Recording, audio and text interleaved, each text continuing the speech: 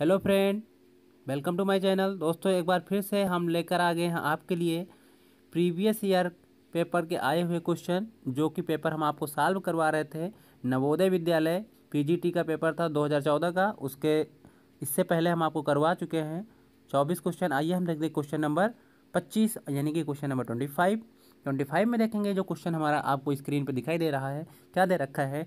Monoclonal antibodies are produced by. आपको बताना है कि मोनोक्लोनल एंटीबॉडीज़ कहाँ से प्रोड्यूस होती हैं या फिर कैसे बनती हैं। तो आपको बताना है इमोर्टलाइजेशन ऑफ माइलोमा सेल्स, या फिर इमोर्टलाइजेशन ऑफ लिम्फोसाइट्स हो सकता है, या फिर हो सकता है fusion of myeloma cells and B cells, या फिर क्या हो सकता है fusion of myeloma cells and T cells. तो आपको बताना है जो मोनोक्लोनल एंटीबॉडीज़ हमारी होती हैं कैसे बनती हैं। तो आपका जो इसका आंसर सही दे रखा है, क्या दे रखा है यहाँ पे देखेंगे, ये fusion of myeloma cells and B cells. तो इसका सही आंसर हमारा क्या हो जाएगा? सी नंबर हो जाएगा। तो इसका सही आंसर क्या हो जाएगा? हमारा सी नंबर हो जाएगा दोस्तों। तो ये हमारा क्वेश्चन नंबर 25 हो गया। आइए हम चलते हैं क्वेश्चन नंबर 26 पे। और क्वेश्चन नंबर 26 की हम यहाँ पे बात करेंगे। क्वेश्चन नंबर 26 में देखेंगे क्या दे रखा है। Dark reaction of photosynthesis occurs in the. आप बताना, फोटोमेसिस नहीं होना चाहिए, तो फोटोसिंथेसिस होना चाहिए। गलत दे रखा है। क्या होगा? Dark reaction of photosynthesis occurs in, ये जो है ये होगा इसका सही क्वेश्चन। तो देखेंगे डार्क रिएक्शन, जो फोटोसिंथेसिस की डार्क रिएक्शन कहाँ पे होती है। 4 ऑप्शन इसके दे रखे हैं, यहाँ पे देख लेंगे हम। क्या देखेंगे यहाँ पे, membrane of the stroma lam cell, ये हो सकता है, या फिर हो सकता है stroma of chloroplast outside the lamellae, sorry lam cells नहीं, लैमली था दोस्तों यहाँ पे, लैमली। या फिर ये तीसरा हो सकता है space between the two membrane of क्रोटो क्रोटोरोस्ट, ये हो सकता है, या फिर हो सकता है थैलाक्वाइड मेम्ब्रेन ऑफ ग्रेना। तो अगर हम इसके आंसर की बात करें तो ये आंसर हमारा क्या हो जाएगा? आंसर देखेंगे यहाँ पे, stroma of chloroplast outside the lamellae. तो इसका जो हमारा सही आंसर क्या होगा? आंसर नंबर बी हो जाएगा दोस्तों। क्या होगा? Stroma of chloroplast outside the lamellae. Lamellae के बाहर जो स्ट्रोमा है क्लोरोप्लास्ट में, तो वहाँ पे ये आपको देखने को मिलेगा। क्या देखने को मिलेगा? डार्क रिएक्शन फोटोसिंथेसिस की जो होती है कहाँ पे हो जाएगी आपकी? कहाँ पे हो जाएगी? बी नंबर में, यानी कि stroma of chloroplast outside the lamellae, यहाँ पे होती है डार्क रिएक्शन। ठीक है, ये क्वेश्चन हमारा हो गया 20। आइए देखते हैं क्वेश्चन नंबर 27। क्वेश्चन नंबर 27 में दे रखा है two word comprising binomial nomenclature are. आपको बताना है कि जो द्विपद नाम वाले दो शब्द कौन से हैं, आपको बताना है। तो बाइनॉमियल नॉमेनक्लेचर जो ये है, इसको किसने दिया था? हमारे साइंटिस्ट थे, कौन से? कैलोरस लीनियस। कब दिया था इन्होंने? 1758 में अपनी एक बुक थी उसमें जो इन्होंने बताया था। और इसलिए इनको क्या कहा जाता है? Father of taxonomy. Father of taxonomy अगर क्वेश्चन आता है तब भी क्या होगा? कैलोरस लीनियस हो जाएगा। तो उन्होंने बताया था कि जो है इसमें एक दो वर्ड होते हैं। दो वर्ड कौन कौन से होते हैं आपको बताना है। ये आंसर, ये क्वेश्चन यही पूछा जा रहा है यहाँ पे। तो देख लेंगे यहाँ पे क्या क्या होता है। फैमिली एंड जीनस होता है, या फिर आर्डर एंड फैमिली होती है, या फिर जीनस एंड स्पीसीज होती है, एंड स्पीसीज एंड वैरायटी होती है। तो इन्होंने, जो हमारे साइंटिस्ट थे कैरोलस लीनियस ने, उन्होंने बताया था इसमें दो वर्ड कौन कौन से हैं। तो पहला उन्होंने बताया था क्या? आर्डर, सॉरी नहीं, जीनस एंड स्पीसीज, सॉरी दोस्तों, तीसरा हो जाएगा। तो इसका क्या? जीनस एंड स्पीसीज इन्होंने, यानी कि जाति वंश और प्रजाति इन्होंने बताया। तो इसका सही आंसर क्या हो जाएगा? इसका सही आंसर हमारा होगा क्या? सी नंबर हो जाएगा दोस्तों। इसका सही आंसर सी नंबर हो जाएगा। तो ये हमारा था क्वेश्चन नंबर 27।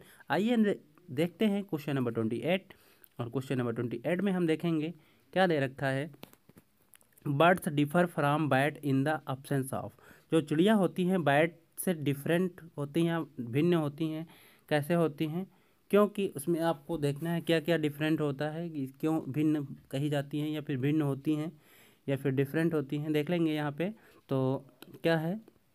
होमोथर्मी होते हैं, या फिर फोर चैम्बर हार्ट होता है, या फिर ट्रैकिया होती है, या फिर डायफ्राम होता है। तो अगर हम बात करें डायफ्राम जिसे कहते हैं, तो इसमें जो है मोस्टली जो हमारी बर्ड्स बायोट्स से भिन्न होती हैं, क्योंकि बायोट्स में क्या पाया जाता है, डायफ्राम पाया जाता है, लेकिन किस में नहीं पाया जाता है, चिड़ियों में नहीं पाया जाता है। तो इसका जो सही आंसर हमारा क्या होगा, इसका सही आंसर जो हमारा हो जाएगा क्या, ये इसका सही आंसर होगा डी नंबर। ये हो जाएगा इसका सही आंसर, क्या हो जाएगा कि यानी कि जो चिड़िया होती है उनमें क्या नहीं पाया जाता है, डायफ्राम नहीं पाया जाता है। और किस में पाया जाता है, चमगादड़ में पाया जाता है। तो ये चिड़िया क्या होती है, चमगादड़ से डायफ्राम के केस में भिन्न होती है, यानी कि डायफ्राम चमगादड़ में पाया जाएगा और चिड़ियों में डायफ्राम नहीं पाया जाएगा। तो इसका सही आंसर क्या हो जाएगा, डी हो जाएगा। आइए हम देखते हैं क्वेश्चन नंबर 29। क्वेश्चन नंबर 29 की हम यहाँ पे बात करेंगे। क्वेश्चन नंबर 29 में देख लेंगे हम क्या दे रखा है। तो यहाँ पे क्या दे रखा है, what is the full form of BOD. BOD का फुल फॉर्म यहाँ पूछा गया, सभी लगभग जानते ही होंगे इसको, जितने भी हमारे दोस्त होंगे सब जानते होंगे। बायोलॉजिकल ऑक्सीजन डिमांड होता है इसका। तो इसका सही आंसर क्या हो जाएगा, तो बी नंबर हो जाएगा। यहाँ देख लेंगे कहाँ पे दे रखा है, बायोलॉजिकल ऑक्सीजन डिमांड दे रखा है, यानी कि बी नंबर पे दे रखा है। तो यहाँ इसका आंसर क्या हो जाएगा, बी सही हो जाएगा, यानी कि बायोलॉजिकल ऑक्सीजन डिमांड। ये हो जाएगा बीओडी का फुल फॉर्म हो जाएगा आपका क्या, बायोलॉजिकल ऑक्सीजन डिमांड हो जाएगा। तो इसका सही आंसर क्या हो जाएगा, बी नंबर हो जाएगा। ठीक है दोस्तों, आइए हम चलते हैं क्वेश्चन नंबर 30 पे। क्वेश्चन नंबर 30 की बात करेंगे यहाँ पे। क्वेश्चन नंबर 30 में देखेंगे क्या दे रखा है, female gametophyte of angiosperm is microscopic and represented by. आपको बताना है आवृत बीजियों का मादा गैमेटोफाइट सूक्ष्म दर्शन है और यह किस द्वारा निरूपित किया जाता है। तो आपको बताना है जो female gametophytic of angiosperms is microscopic and represented by. तो ये जो रिप्रेजेंट किया जाता है, किसके द्वारा रिप्रेजेंट किया जाता है आपको दोस्तों, किसके द्वारा, एम्ब्रियो सैक के द्वारा किया जाता है। तो इसका सही आंसर हमारा क्या हो जाएगा, इसका सही आंसर हमारा डी हो जाएगा, यानी कि एम्ब्रियो सैक हो जाएगा। इसका सही आंसर क्या हो जाएगा, एम्ब्रियो सैक हो जाएगा। तो आइए हम देखते हैं नेक्स्ट क्वेश्चन। और नेक्स्ट क्वेश्चन हमारा दे रखा है क्या दे रखा, देखेंगे हम यहाँ पे 31। और 31 में देखेंगे क्या दे रखा है, कार्पस ल्यूटियम सीक्रेट्स। तो आपको कार्पस ल्यूटियम के बारे में बताना है। कार्पस ल्यूटियम ये कहाँ का पार्ट होता है, कार्पस ल्यूटियम ओवरी का पार्ट होता है। और ओव्यूलेशन के बाद का जो बचा हुआ पार्ट होता है वह उसे वहाँ पे जो ओवेरियन फॉलिकल जिसे कहते हैं, ओवेरियन फॉलिकल में जो कार्पस ल्यूटियम, मतलब ये कार्पस ल्यूटियम जो है जो हार्मोन्स निकलता है, कार्पस ल्यूटियम से ही निकलता है। कौन सा हार्मोन्स निकलता है वही आपको बताना है यहाँ पे। तो यहाँ पे देखेंगे LH हार्मोन्स जो हमारा है, क्या दे रखा है यहाँ पे, कौन सा हार्मोन दे रखा है हमारा, देख लेंगे यहाँ पे कौन सा दे रखा है आपका हार्मोन्स जो हमारा है, प्रोजेस्ट्रॉन, सॉरी LH नहीं था, ल्यूटिनाइजिंग हार्मोन्स नहीं होगा दोस्तों।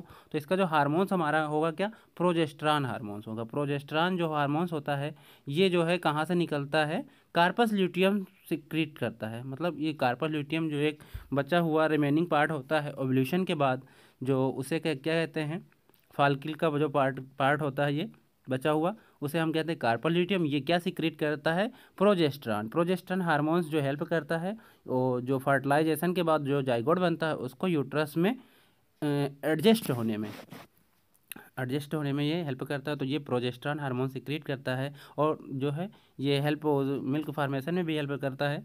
ठीक है, तो ये इसका हो जाएगा क्या, प्रोजेस्ट्रॉन आंसर हो जाएगा दोस्तों। तो आइए हम देखते हैं नेक्स्ट क्वेश्चन हमारा। नेक्स्ट क्वेश्चन क्या दे रखा है, नेक्स्ट क्वेश्चन में हम देखेंगे क्वेश्चन नंबर 32। और क्वेश्चन नंबर 32 में देखेंगे क्या देखना है, यहाँ पे देख लेंगे यहाँ पे, the nutritive cells found in the seminiferous tubules. यानी कि ऐसी सेल्स जो न्यूट्रिशन प्रदान करती हैं उन्हें क्या कहते हैं, हम न्यूट्रिटिव सेल्स कहते हैं। न्यूट्रिटिव सेल्स जो पाई जाती हैं कहाँ पे पाई जाती हैं, सेमेनिफेरस ट्यूब्यूल्स में। सेमेनिफेरस ट्यूब्यूल किसका पार्ट है, टेस्टिस का पार्ट है। यहाँ पे क्या होता है, यहाँ पे स्पर्म का फॉर्मेशन होता है दोस्तों। तो जो स्पर्म जो हमारा बनता है, स्पर्म को न्यूट्रिशन प्रदान करने की कौन सी सेल्स होती हैं, वो सर्टोडी सेल्स होती है, जो कि हेल्प करती हैं, किसको न्यूट्रिशन प्रोवाइड करती हैं, किसको, स्पर्म को, जो कहाँ पे बनते हैं, आपके सेमेनिफेरस ट्यूब्यूल्स में बनते हैं। ठीक है दोस्तों, तो ये क्या हो जाएगा, सेमेनिफेरस ट्यूब्यूल्स के अंदर कौन सी सेल्स पाई, सर्टोली सेल्स, जो कि न्यूट्रिटिव सेल्स भी कही जाती हैं। ये यही न्यूट्रिशन प्रदान करती हैं, कौन सी सेल्स, सर्टोली सेल्स दोस्तों। तो ये हो गया इसका आंसर बी। तो ये क्या हो गया, बी नंबर हो गया इसका। आइए हम देखते हैं नेक्स्ट क्वेश्चन नंबर 33। और क्वेश्चन नंबर 33 में हम देखेंगे क्या देखेंगे यहाँ पे, which one is released from the ovary. Ovary से कौन निकलता है, मतलब बताया अंडाशय से कौन सा संबंधित है या फिर रिलीज होता है।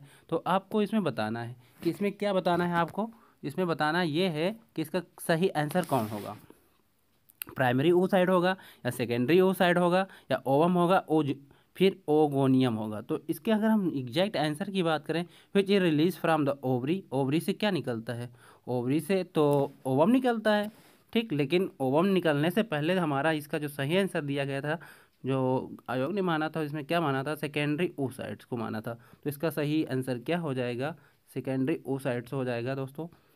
तो ये हो जाएगा इसका सही आंसर। आइए हम देखते हैं क्वेश्चन नंबर 34। और क्वेश्चन नंबर 34 में हम देखेंगे, क्या देखेंगे, यहाँ पे देख लेते हैं। The middle piece of the mammalian sperm contains, जो मिडिल पार्ट होता है स्पर्म का, मैमेलियन जितने भी मैमल्स होंगे उनका स्पर्म जो होता है उसमें 3 पार्ट होते हैं, एक हेड होता है, मिडिल पार्ट होता है और एक टेल रीजन होता है। तो मिडिल वाले पार्ट में क्या पाया जाता है आपको बताना है, यहाँ पे ये क्वेश्चन यही पूछ रहा है। तो middle piece of the mammalian sperm contains क्या रखता है, तो आपको बताना है न्यूक्लियस रखता है या फिर सेंट्रियोल रखता है या माइट्रोकांडिया रखता है या वैक्यूल रखता है। तो इसका सही आंसर हमारा क्या हो जाएगा, तो मिडिल पोर्शन होता है हमारा क्या रखता है, माइट्रोकांडिया रखता है। इस वाले पोर्शन में माइट्रोकांडिया पाई जाती है, ठीक है दोस्तों। तो ये इसका सही आंसर क्या हो जाएगा, सी हो जाएगा। आइए हम देखते हैं क्वेश्चन नंबर 35। और क्वेश्चन नंबर 35 में क्या दे रखा है, contraceptive oral pills help in the birth control by. Contraceptive oral pills की अगर बात करें तो कंट्रासेप्टिव ओरल पिल्स कौन सी होती है, मुख से ली जाने वाली गर्भ निरोधक गोलियां, जिनको हम क्या कहते हैं, कंट्रासेप्टिव ओरल पिल्स। इनके द्वारा क्या होता है, संतति निरोध में सहायता करती है। मतलब क्या, ये क्या करती हैं, आपका जो है ये क्या करेंगी, preventing the evolution, killing the ओवा या फिर किलिंग द स्पर्म। ये किल किसी को नहीं करती हैं। तो ये जो कंट्रासेप्टिव ओरल पिल्स जैसे कि लाइक सहेली एंड मालाडी, ये सब कंट्रासेप्टिव ओरल पिल्स होती हैं। तो ये क्या करती हैं, प्रिवेंटिंग करती हैं किसका, एवोल्यूशन का। तो इसका सही आंसर हमारा क्या हो जाएगा, इसका सही आंसर हो जाएगा ए नंबर, यानी कि प्रिवेंटिंग द ओवल्यूशन। ओवल्यूशन को ये प्रिवेंट करते हैं जिससे कि फर्टिलाइजेशन की प्रोसेस में ओव्यूल भी नहीं निकलेगा, यानी कि ओव्यूल नहीं निकलेगा फर्टिलाइजेशन की प्रोसेस में, फर्टिलाइजेशन की प्रोसेस कैसे होगी। तो ये इसका आंसर क्या हो गया 35 का, ए नंबर हो गया। आइए हम देखते हैं क्वेश्चन नंबर 36।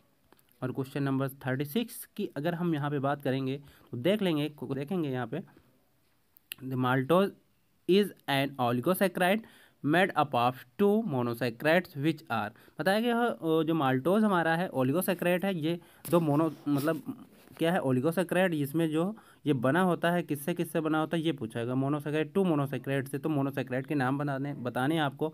तो जो ओलिगोसैक्राइड है, ओलिगोसैक्राइड यानी कि जो माल्टोज है, माल्टोज में क्या पाया जाता है, तो आपको बताना है glucose and glucose, 2 unit glucose की होती हैं और ये बन जाता है, क्या बन जाता है, माल्टोज बन जाता है। यानी कि माल्टोज के फॉर्मेशन में ग्लूकोज की 2 यूनिट्स कंबाइन करेंगे और बन जाएगा क्या, माल्टोज। तो इसका सही आंसर क्या हो जाएगा, माल्टोज हो, यानी कि सी नंबर हो जाएगा। आइए हम देखते हैं नेक्स्ट क्वेश्चन हमारा, नेक्स्ट क्वेश्चन जो हमारा दे रखा है क्वेश्चन नंबर 37।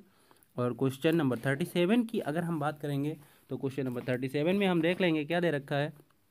यहाँ पे देखेंगे chiasmata are the first seen during, जो चियाज़मेटा सेल डिवीजन के दौरान जो बनता है, ये एक मियोसिस फर्स्ट की 5 अवस्थाएं होती हैं। मियोसिस फर्स्ट में 5 अवस्थाएं होती हैं, उसकी किस अवस्था में बनता है ये आपको बताना है। तो जो इसका सही आंसर क्या हो जाएगा, इसका सही आंसर हमारा क्या होगा, डी नंबर, यानी कि डिप्लोटीन अवस्था में सबसे पहले आपको चियाज़मेटा देखने को मिलेगा सेल डिवीजन में, ठीक है। तो ये हो जाएगा क्या, चियाज़मेटा डिप्लोटीन अवस्था में आपको देखने को मिल जाएंगे। तो इसका सही आंसर क्या हो जाएगा, इसका सही आंसर हो जाएगा डी नंबर। आइए हम देखते हैं क्वेश्चन नंबर 38। और क्वेश्चन नंबर 38 में देखेंगे क्या दे रखा है, देखेंगे यहाँ पे the substance used in the tissue culture medium for induction of shoots in callus is.